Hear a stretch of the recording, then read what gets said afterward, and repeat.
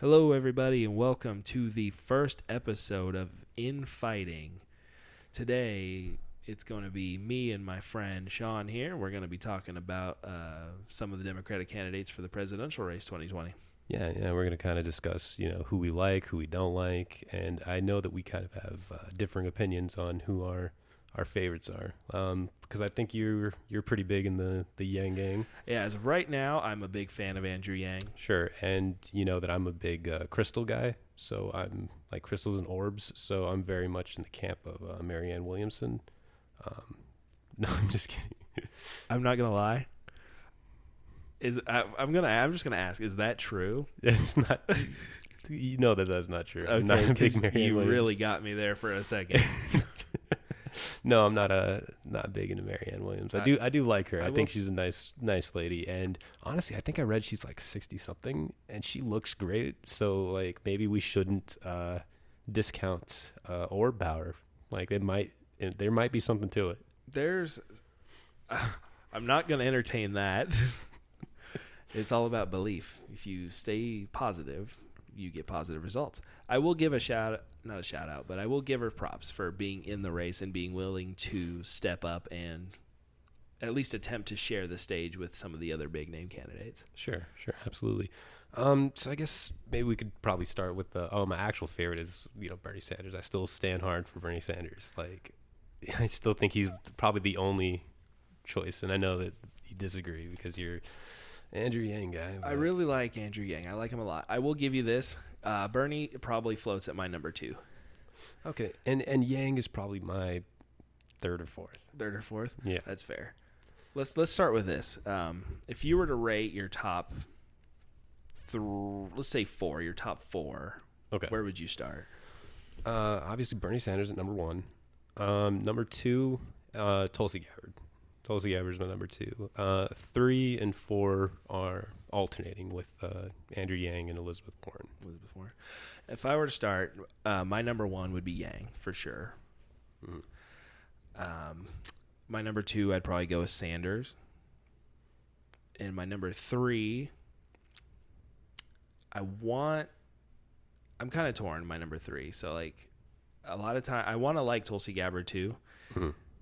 I just don't know if she's going to be able to, like, this is kind of my own personal bias coming in. Like, I just don't know if she's going to be able to, and I hate to say it because it shouldn't be the determining factor of what gets us a good president, but I don't know if she'd be able to raise enough to stay in the race. Sure. So I really like Tulsi, and kind of an out. Mm-hmm. I guess not out there because he is pretty popular, but I also like Pete Buttigieg a lot. Big disagree on that one. And part of the reason is I've met him. Mm-hmm. You can't let your personal opinions get into the mix because policy-wise, I'm not a big Buttigieg guy. Yeah, there is that too. I'll give you that. And they all have a few things I think I disagree with too. And even Andrew Yang being my number 1.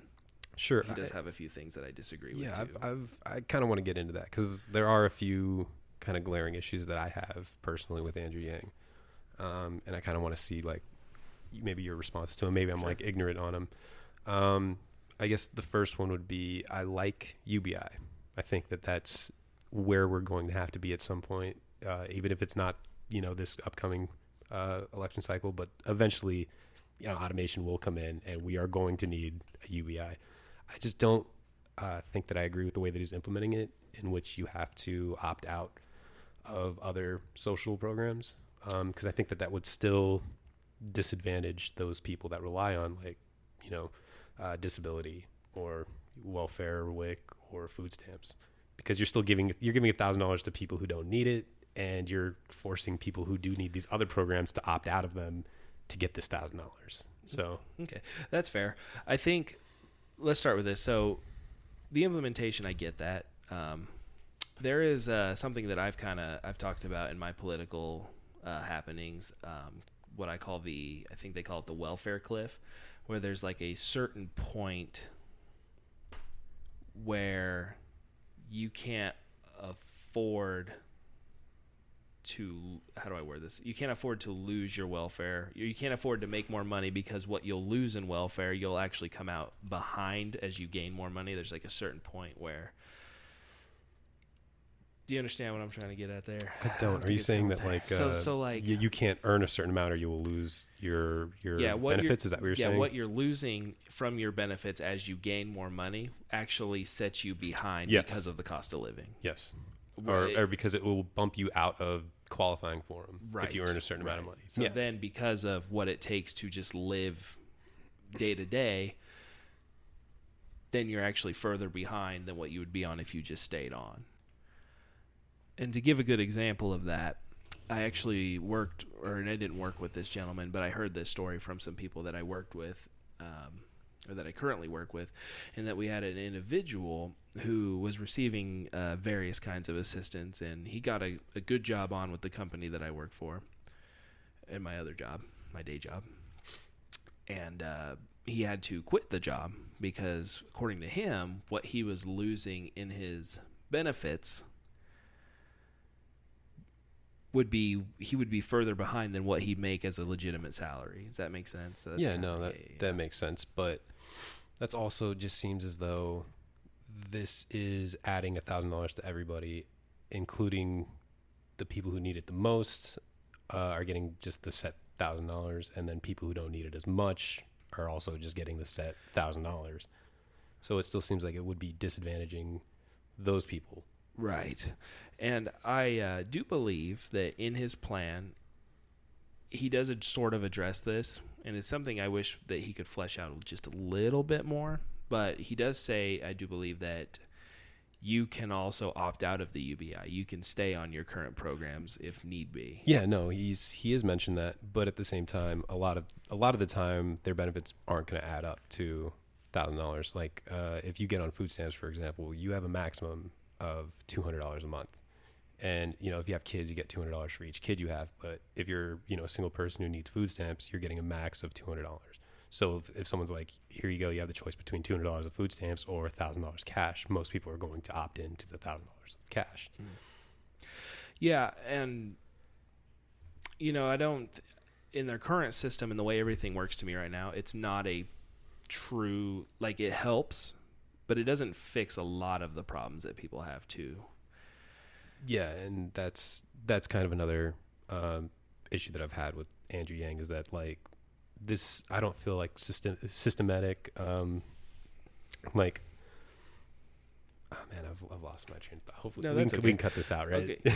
I mean, a little bit. I mean, this is good because here's the thing: structures of like inequality are not things that can be fixed by just throwing $1,000 at these people. Right. It is a Band-Aid. It doesn't, and I'll be the first one to say I do like Andrew Yang, but it definitely does not address a lot of immediate problems. It doesn't talk about the cost of housing. It doesn't address a lot of things. It's just a pure baseline. And there are a lot of people who will say that it's early, like we're not ready for it yet. But with that, I would disagree. I think it's important to not only work on the problems for sure that have never achieved a solution or we've never worked on a solution for, but it's also important to worry on the problems that are also coming to. Yeah, it's better to be proactive than reactive. Right. So it's better to get on board with the UBI before it's needed rather than like after we need it. Right. Yeah, see, because me in my current day job, I am I'm a driver. This is something that this is one of the reasons why I came to Andrew Yang. In 2018, I ran a political campaign trying to go for, let's just say, the top executive position of the state that I reside to prevent, for now. Anyways, and one of the things that I talked about during a newspaper interview was actually the automation problem. And this was at this point in time, this was a couple of years ago. And being a driver, that is the most... I know Andrew Yang, this is actually something I think he messes up on. He does say that retail workers are the top tier. It's actually drivers. There's more drivers in the United States than anything right now. And my own company, I know for a fact, has bought 100 electric trucks that can be retrofitted for self-driving. Sure. And yeah, that is going to be something coming up within the next probably like 15 years even, because they're working on self-driving cars now. And if you could eliminate the need to stop and have like your 6 hours minimum of rest a day, like if you could just have a computer drive all the way through without stopping, that's looks really, lucrative to like a business standpoint. Like, why would I hire an actual human driver who's prone to like error and needing rest and stopping for food when I can just pay for automated car driving all the way there? So that is something to consider. But another issue I have with Andrew Yang, and I'm going to sound like a conservative reactionary of like, how is he going to pay for it? No, I know that he's proposed, and you can correct me if I'm wrong because I don't know if I'm for sure on this, but it is an increase in sales tax, correct?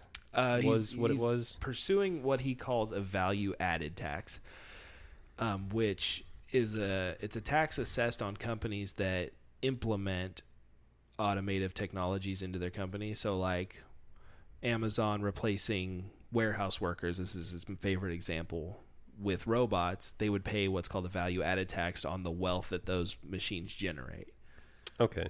Because I thought that I heard that it was an increase in sales tax, and that was sort of going to be an issue with that I had. That's not the case then? As far as I know, I don't believe so. And if it were a sales tax based thing, that I will say that would just be silly, because sales taxes are one of the more regressive taxes. They hurt the people he's trying to help more, and then you would just be you would be creating a tax loop. Like you would be feeding the UBI money back into itself. Yeah, and that was one of the concerns that I had because something like that is like, well, people living check to check are spending 100% of their money, so that's all getting taxed, versus like somebody who's really wealthy only going to be spending maybe 5 to 10% of their money. The rest of it's going to be in investing and in banks. So it would be something that would disproportionately affect the poor. But if that's not the case, then Yeah. So there's that, and then part of the reason I think he's going with the universal aspect, because a lot of people will say, well, why do billionaires get it? Why do millionaires get it? They don't need it.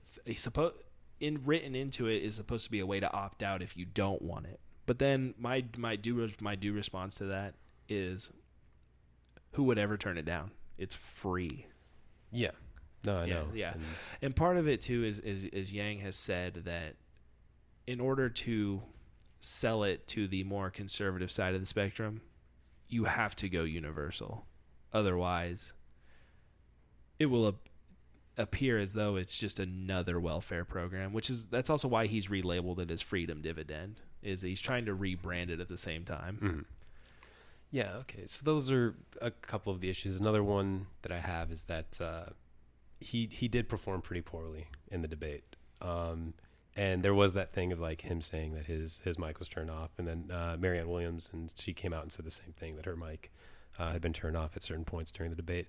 Well, one, if that's the case, like, make a scene of it, dude. Like, closed mouths don't get fed. I would have gone to the candidate next to me and been like, hey, my mic isn't working, But not only that, but the times that he had gotten to speak, I don't think he did very well.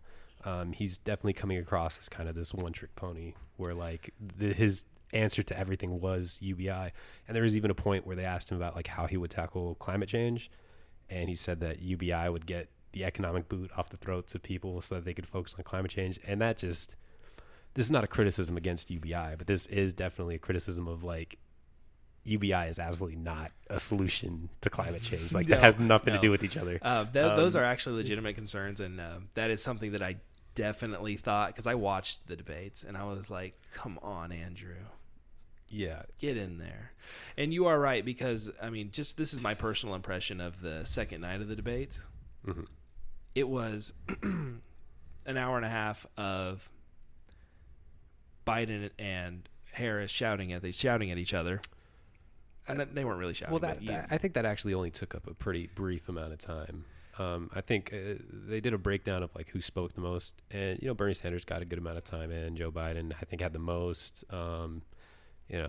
Harris had some stuff to go by, and I think Yang had the least. I think they let him talk the least amount. Yang had about 2 minutes of actual speaking time, and I agree. That is, I wish he would have stepped in more and raised more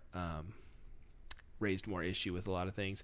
And I definitely, I will say, accept your criticism of the one trick pony, because he has, like, on his website, he has like 50 plus policies that he's laid out that he's like, we should implement these. And he does at this point people know him as the UBI guy. Yes. He needs to come out with the other stuff to get it across. It's like, we get it, you're the UBI guy, but what's to stop any other candidate from taking your idea and rolling with it?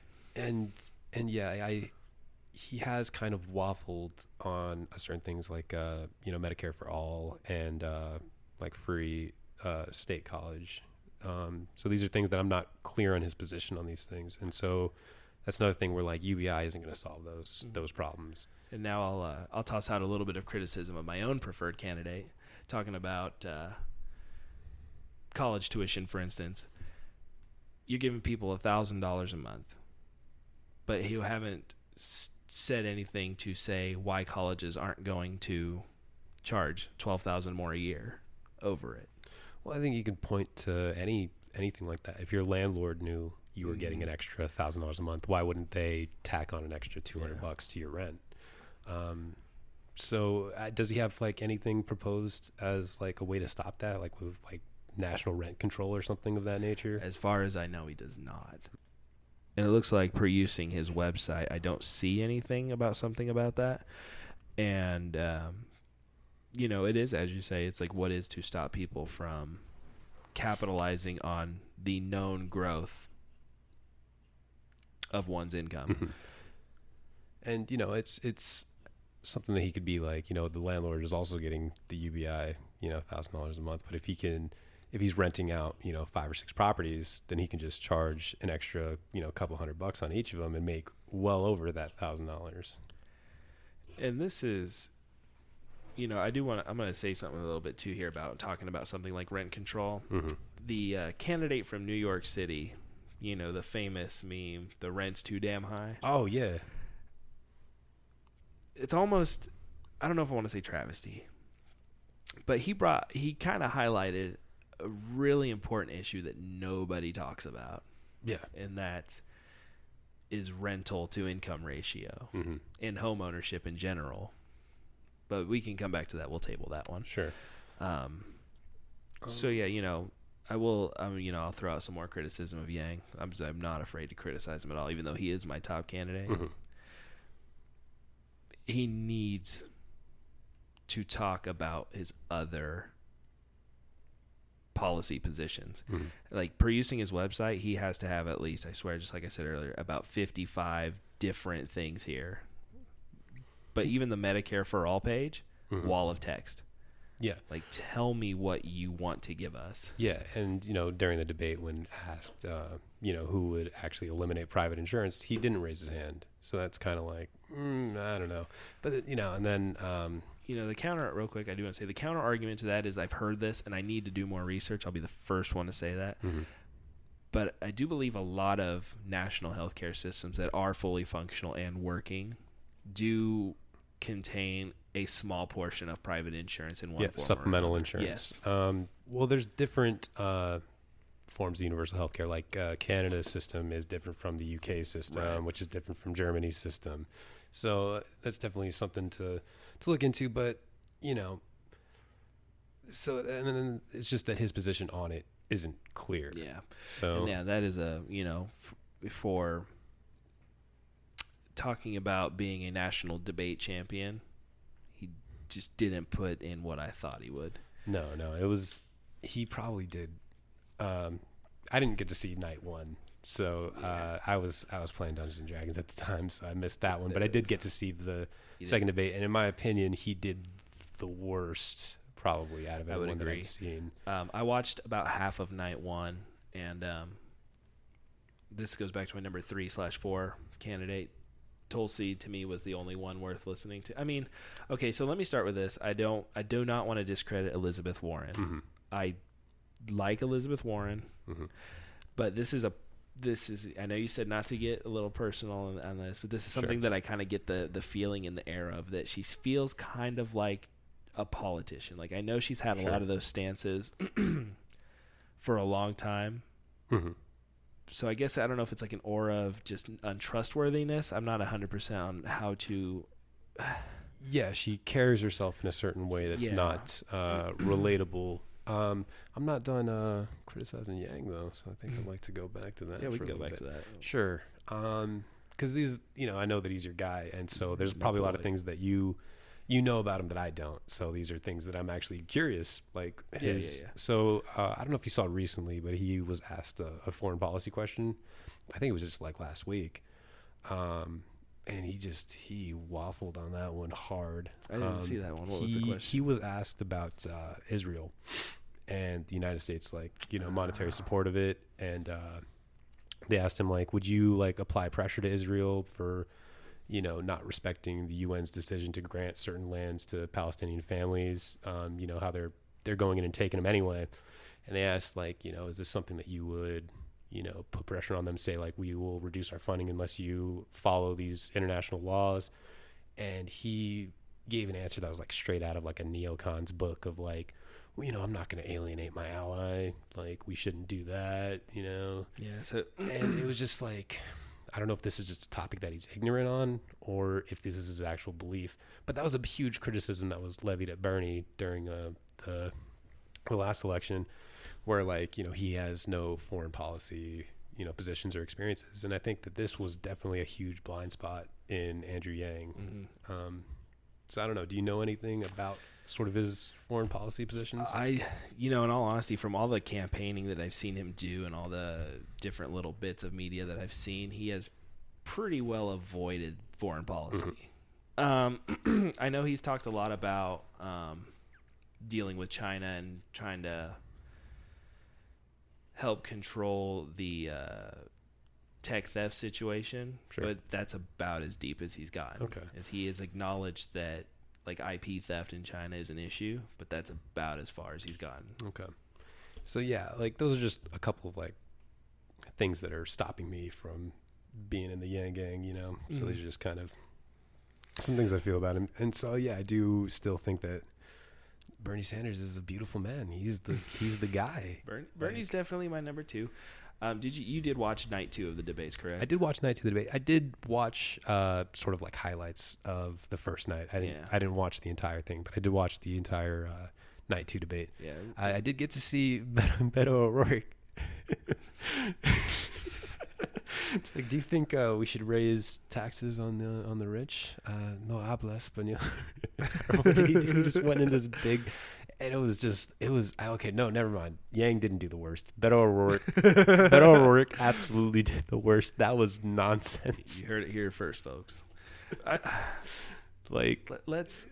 I'm gonna come back to Yang real quick. Sure, but I really liked Beto in the Senate race against Ted Cruz. Yeah, well, But honestly, I would have supported literally anybody over Ted Cruz. Anybody. Ted Cruz is a goblin. I would. Honestly, Trump. And you know that I'm no fan of the guy. Honestly, he's more likable than Ted Cruz. I do not like Ted Cruz. No, I don't think anybody does. But what is the famous quote? You could shoot Ted Cruz on the Senate floor, nobody would care. Yeah, I forgot who said that. I think it was. It was another Republican. It was. Yeah.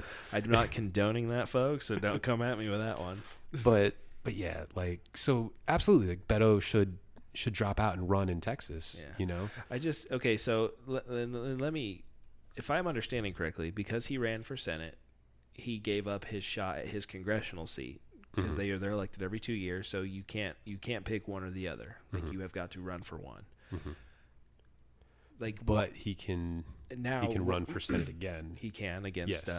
I can't think of the other senator's name from Texas at the moment, but there's that. Or he could refile for his congressional seat and try to win it back, if I'm not mistaken. So I think he's got options. Some of these other candidates don't have a whole lot that they can do. Like, I think we talked about it a little bit. Swalwell dropped out. Yeah. If it wasn't yesterday, it was today. He can. That's probably a smart move on his part, because he's getting to a point where he has to decide: do I give up my congressional seat, or do I continue the run for president? Yeah, and that's kind of, I think, a question that a lot of the candidates need to ask. Like, if you're polling under 1%, like, should you stay in the race? If you're polling under 2%, should you really stay in the race? Because as much as I do like, Tulsi Gabbard's my second choice, and I like Andrew Yang, but they are polling really, really low. Is this something that, like, should they stay in the race? Right. Because I think like we should talk probably about like the big four, the ones that actually the more likely. Yeah. So it's it's Bernie, Warren, Harris, and Biden. Mm-hmm. I think those guys are the ones that are. I think that's fair. They've raised all four of them have raised the most money. I think Biden is at the top of that par. And I don't, man, I shouldn't even be bringing it up. I don't like talking about money because I don't think the amount that you can raise should be indicative of how well you do in the race. Yeah, well, but it is inherently tied together though, because it's more advertising power, it's more manpower, and so forth and so forth. No, that's the world that we should live in is one where that doesn't matter. Yeah. The world that we do live in, it matters very much. So I think I saw like something that says that it is 9 times out of 10 in election races that it is, whoever raised the most money ends up winning. It 9 is scarily out of 10 high. Yeah. So that is definitely something that it's just a fact of what's going on. And so these four, I think, are the ones that are actually worth talking about, like as much as I do like Gabbard and Yang. Okay, I can understand that. So based on the big four, who do you like? Sanders. Yeah. 100%. Yeah. So this is what I was just about to say, because I do actually, like, I do support Andrew Yang. I really want to see him go. Mm-hmm. I'm also not blind to reality. Mm-hmm. And I will support whoever wins the nomination. Because I don't think, in all honesty, of the 19 or whatever's leftover candidates that are on now, I don't think I would not vote for any of them. You know what I mean? Yeah. I would cast a vote for them regardless. Yeah, because what's the alternative? Exactly. more of this. Yeah. More of go back to your country even though you were born here. Yeah. Because even like as far as like Joe Biden being incredibly conservative in his policy positions, at least he's not as big a buffoon. He's a buffoon. Like he sticks his foot in his mouth all the time, but he's not as bad as our current president. So as much as I don't like Biden and pray to God that he's not going to be the nominee, if he is, like, if Biden goes, to me it's kind of like we're dealing with what will probably be a Republican controlled Senate. I do think we'll still have a Democratic majority in the Congress. I think we'll just have 4 years of nothing happening. If it were Biden?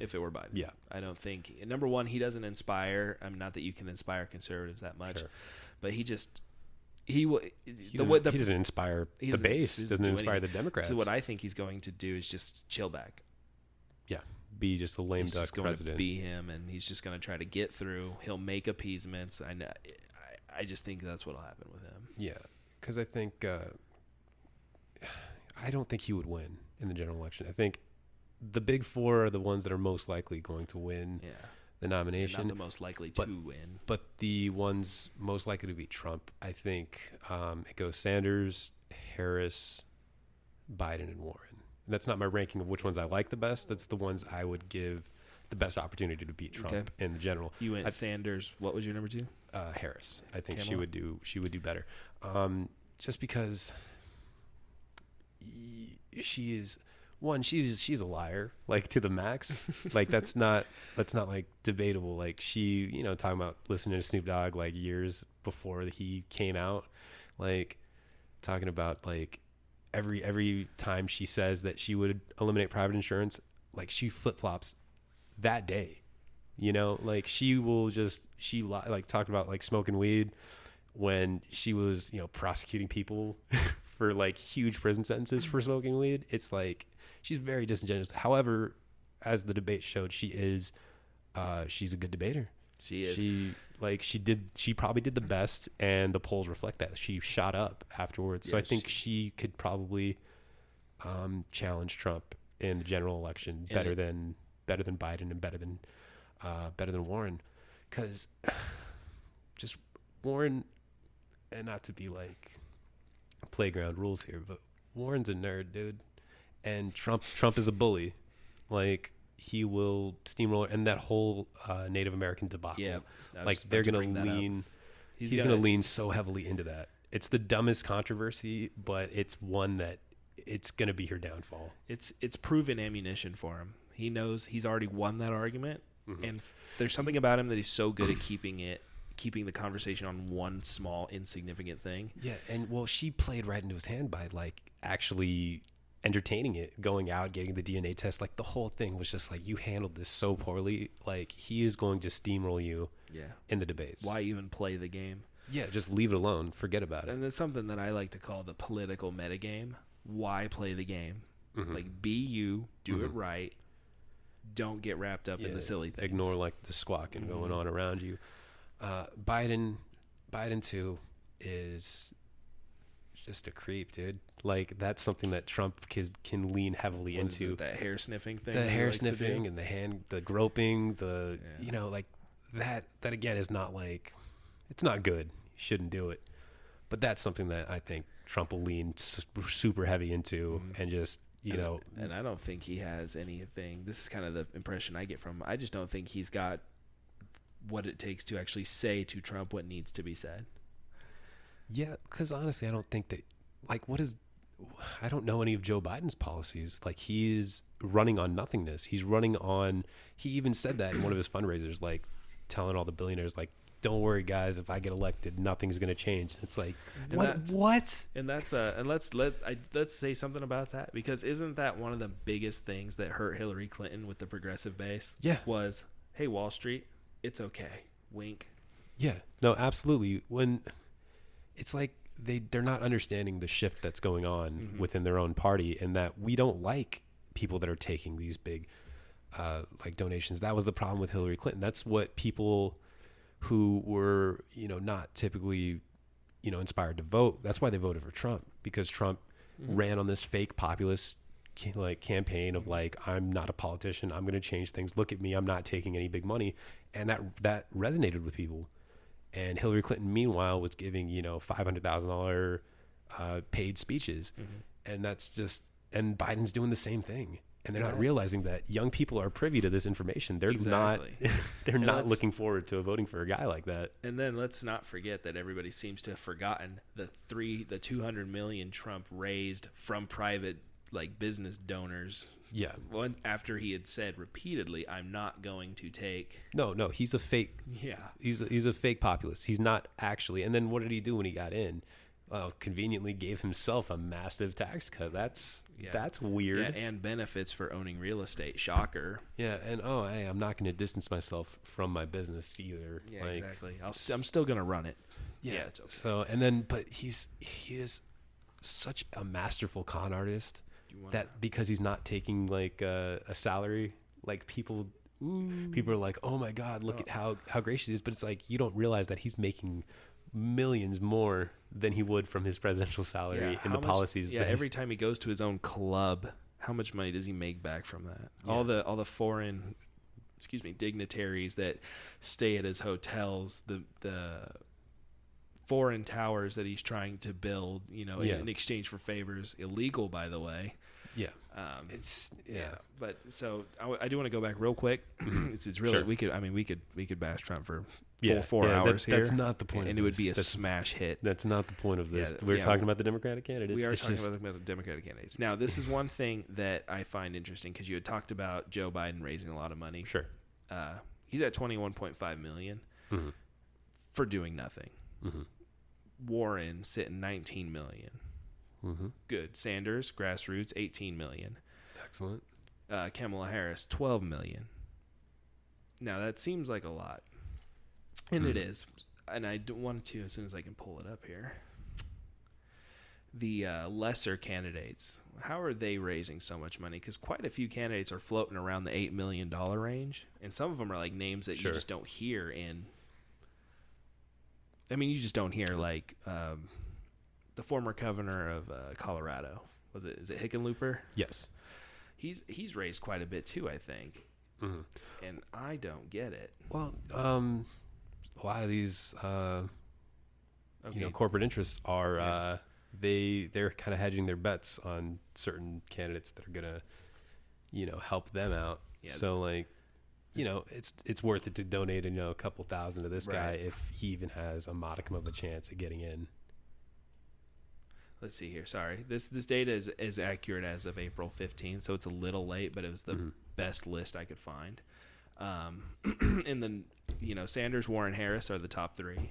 Mm-hmm. Sanders is the biggest fundraiser so far with $20 million. Mm-hmm. Warren, $16 million. Harris, $13 million.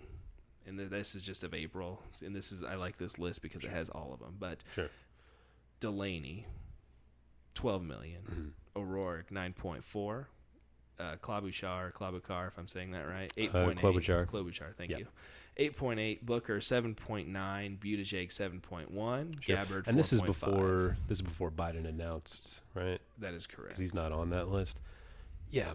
I don't know. I have no idea where are they getting it how from? people get their funding. Like, I know that I know that Sanders is not taking corporate PAC money or anything like that.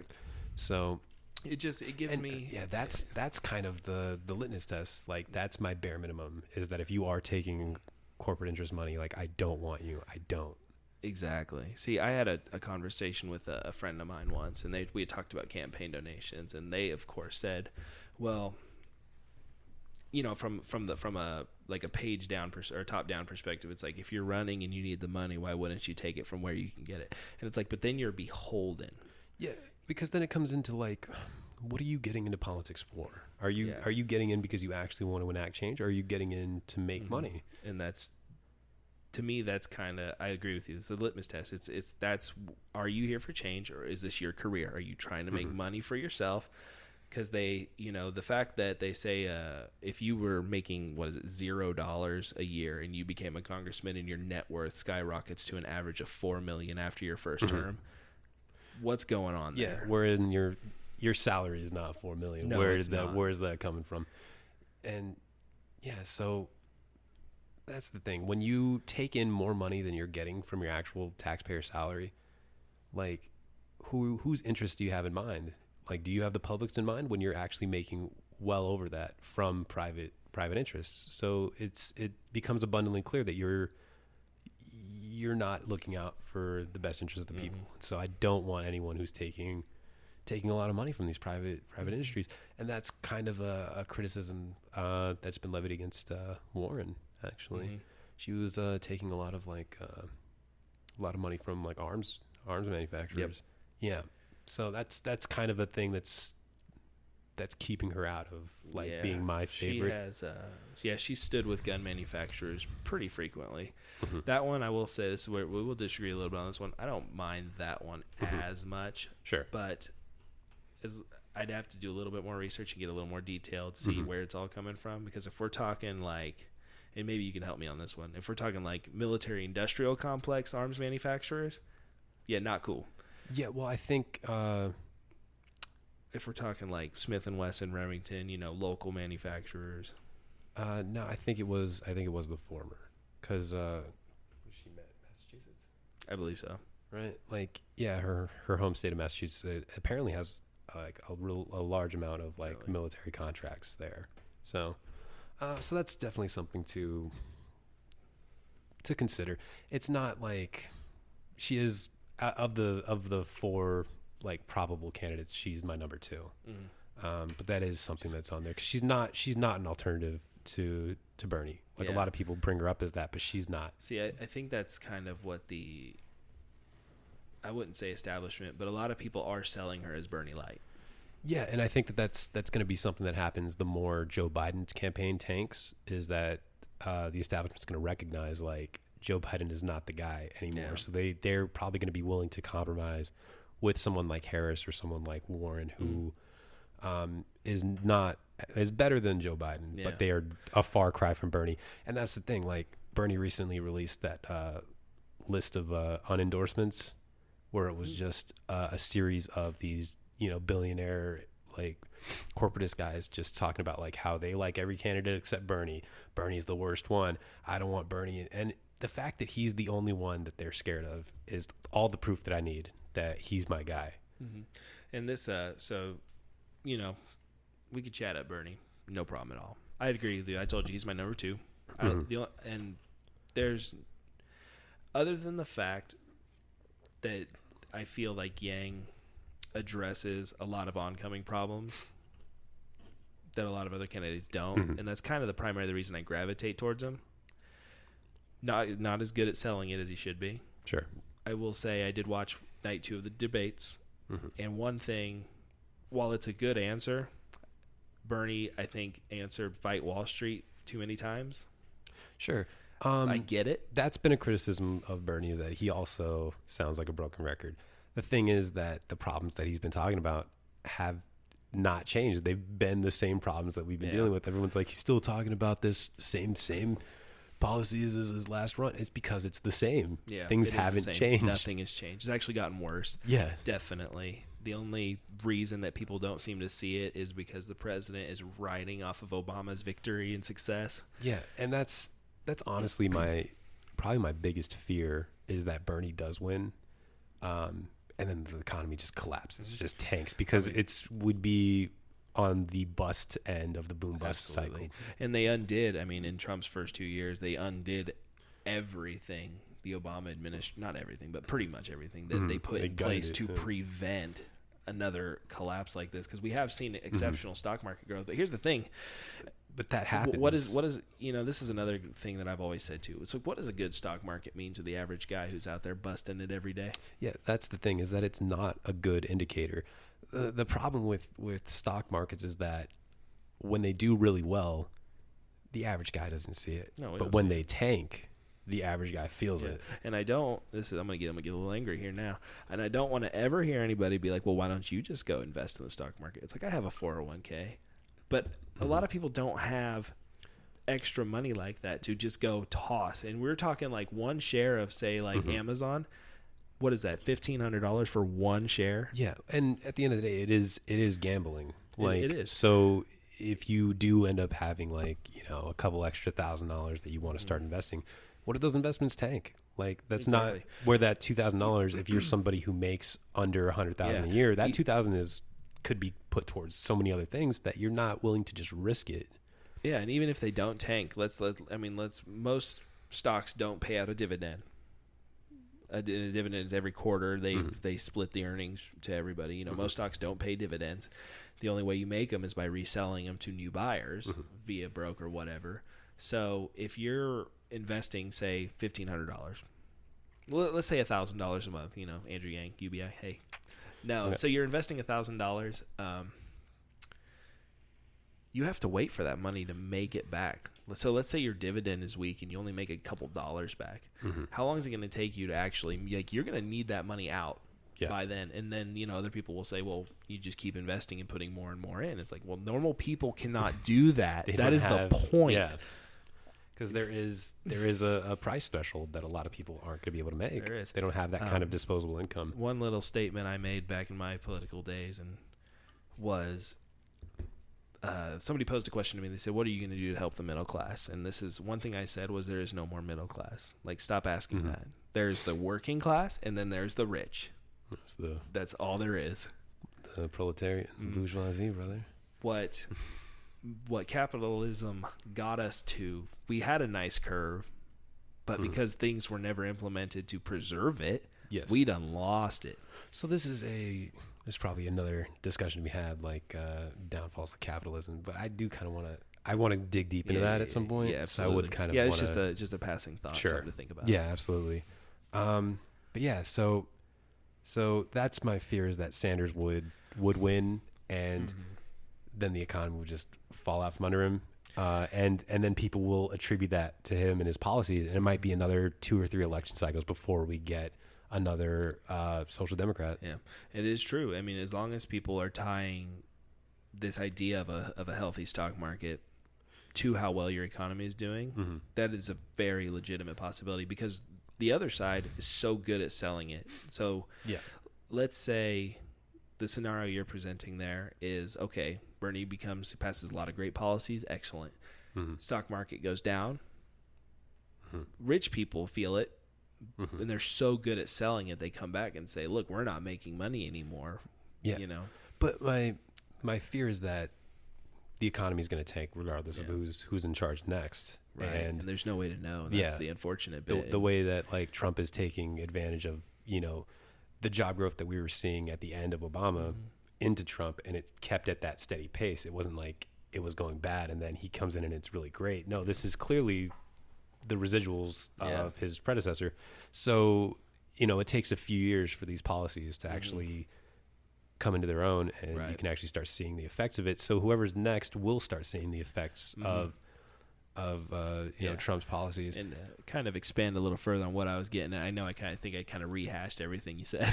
Sure. But what I was going to get at was like the economy can be excellent for everybody down low, but because the top is so excellent at selling it as a crisis, sure, then that's what triggers it. I guess it was a more specific example. I think that's where the real problem will come from.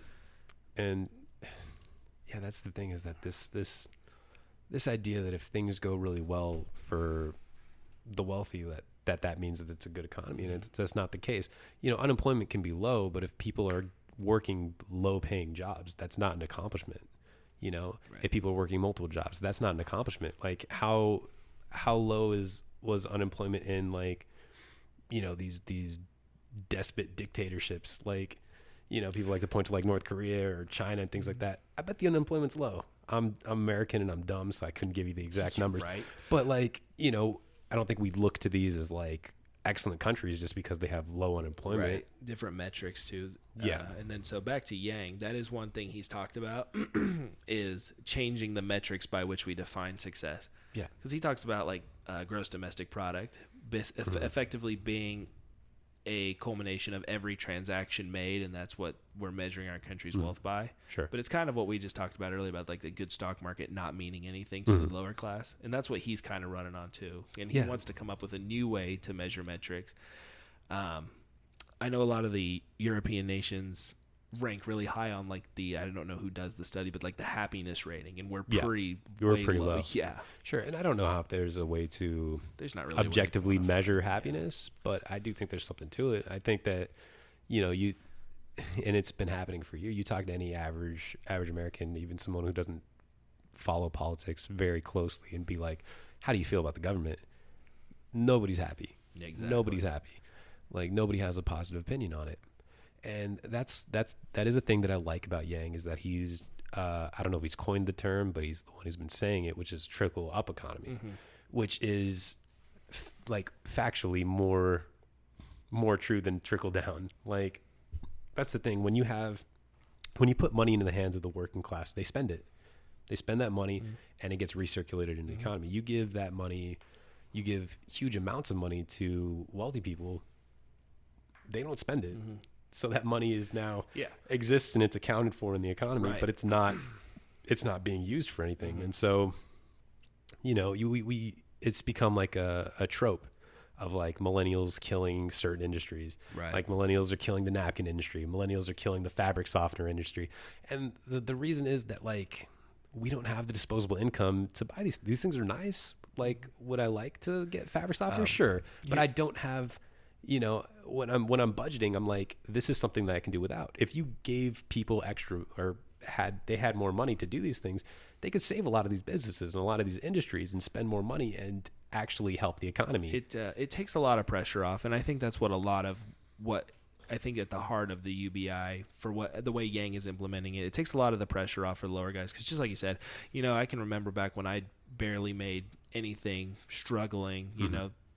I was living off dollar pastas, pack of eggs, cheap food, which is, it's just not, it's not good to live like that. Yeah. Well, you'd find that a lot of things relate to each other. We look at issues as if they're in a vacuum, but something like, you wouldn't expect it, but something like making a certain amount of money can impact health, because if you're buying cheap, non-nutritious, overly, super high sodium foods because that's all you can afford, well, that's going to lead to a litany of medical industry or medical issues that are going to come later down the line. That's going to cost even more money. There are multiple studies that link poor, like obesity, for instance, to poor nutrition and being in poverty. Yeah, and so these things end up negatively impacting the economy in that way too, because if you end up in the hospital, then you're not working and you're not being able to contribute, and then with so many working families being one bad medical bill away from bankruptcy. Well, absolutely, because we have this like nebulous concept of freedom, but it's like, I don't know, if your tire blows out and you don't have an extra $100 or so for a new one.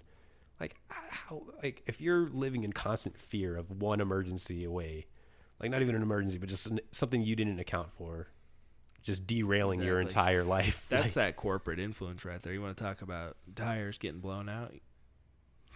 I can't think of exactly what it's called, but there was effectively a scandal where auto companies basically plotted to kill the rail car, and stifle public transportation, and but that's something to get into later. But those are all good things to. So to bring it back, because we kind of went off a little bit there. And that's okay. Sorry folks, I go off on tangents a lot. So to bring it back, you said realistically we're looking Sanders, Harris, Warren, or Biden. Yes. Out of those two. Oh, okay. Let's take Sanders. I'm sorry. So let's take Sanders. Okay. I'm going to do this one by one. Sure. Let's say Sanders wins the nomination. Who should he take as his vice president?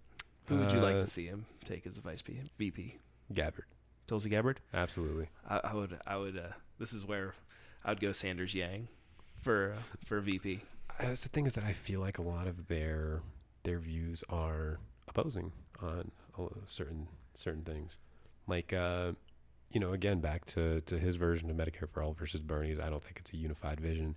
His, version of, affordable college, I think is different from his. So I just don't know if they agree on a lot of things. They would congeal as well. Yeah. Maybe I'm just idealistic and hopeful. Mm-hmm. Well, it's kind of like, I don't know how you feel about like, the Young Turks and Cenk Uygur, but they had that whole, progressive pledge is what I think they called it, where it just kind of had a list of progressive policies that we want to see, and they went around and asked all the candidates to sign it, so that they would have something to like hold them to if they get into office and don't implement these policies.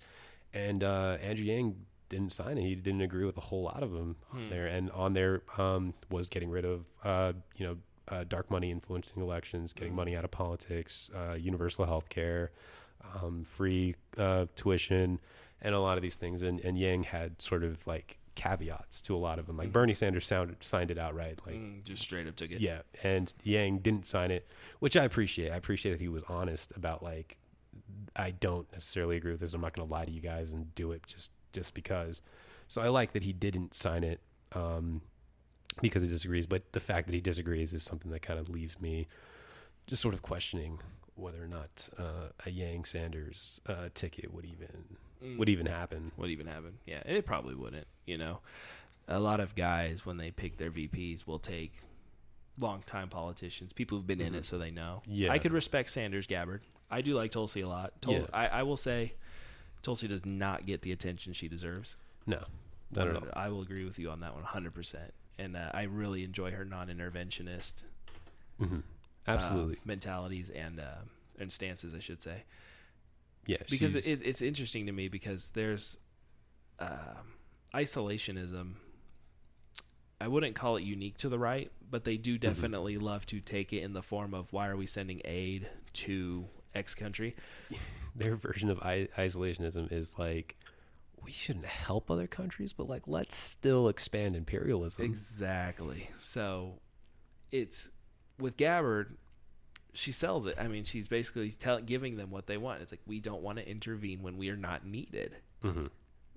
And honestly, like one of the big things of that, when she stepped down as the chair of the DNC, because she wanted to publicly support Sanders, versus like Debbie Wasserman Schultz, who stayed there and then ended up getting a position on the Hillary campaign afterwards, when it was like clear that she had ulterior motives, and that she had a conflict of interest, and that she couldn't objectively run the chair, but she did it anyway. So the fact that Tulsi stepped down definitely earned some brownie points for me. For sure. I agree. And I've this is one everything we're going to definitely agree on.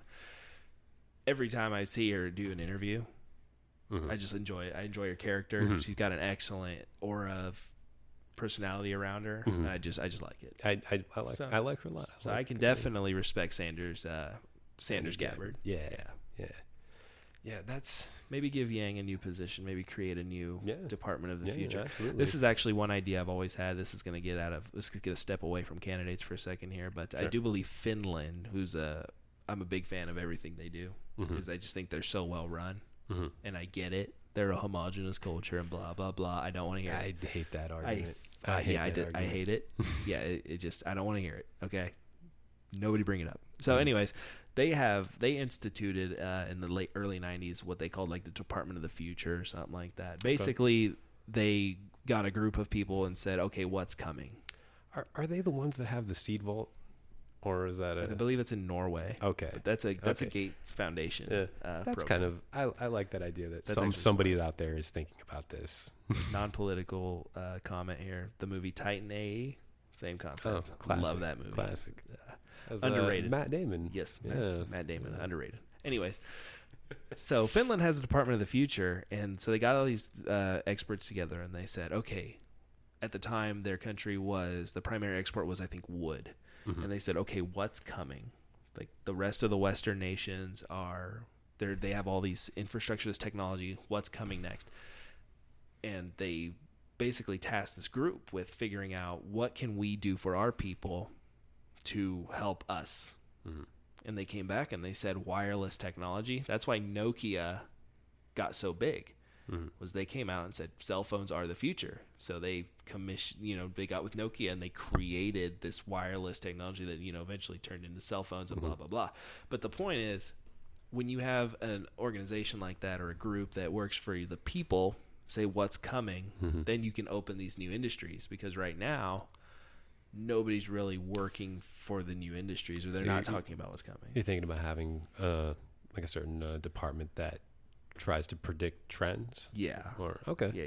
I wouldn't mind something like that. So then, I'm in favor of national higher education. Whatever way we get that implemented at a base policy level, it should be universal and definitely free. Yeah. And that's what you use that for. As long as you can get it nationalized, which is what's important for that. Let's say they create X job. They say X job is coming for X technology. Then you can train people in that and offer that to people. See, and that's definitely something that I've thought about a long time, is having a new version of like the Civilian Conservation Corps, where it's like our country got graded like a D+ rating of infrastructure from like I think it's F. I thought it was D+. It might be F. I know that it's not good.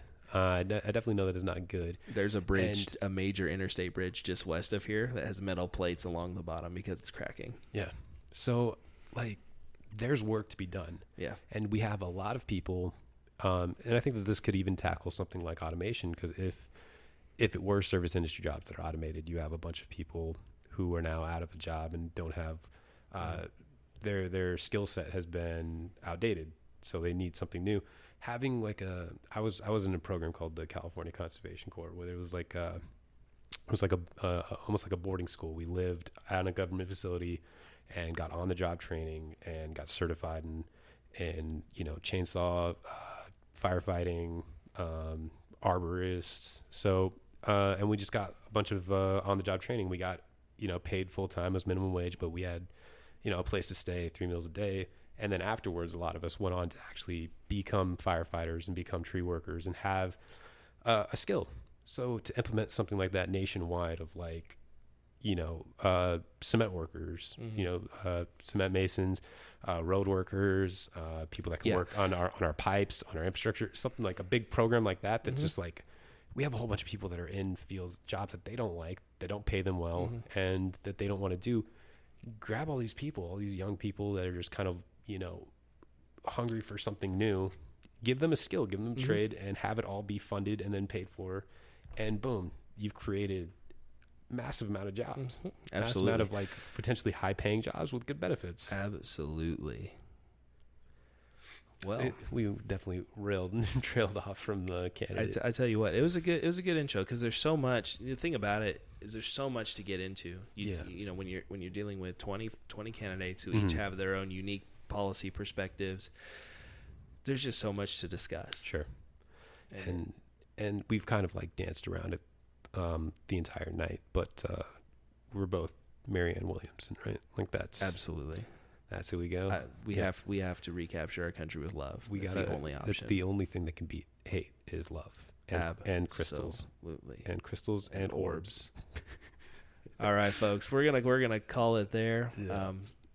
This has been an excellent first episode, and expect many more. And we'll talk about plenty. We still have plenty of candidates to really dive into. Sure. We tore Yang up today. Sorry about that. These are just things. It's fine. Yeah. No, I'll be the first one to say I'm a very rational person. I know there's a lot of gaps in his policies, sure. And I know there's a lot of things he needs to do better if he actually wants to entertain a real hope of winning. Sure. But no, I had a good time. I absolutely did. I look forward to it. Episode. And if you guys like it, watch out for episode 2. This has been Infighting, and we'll see you guys next time. Bye.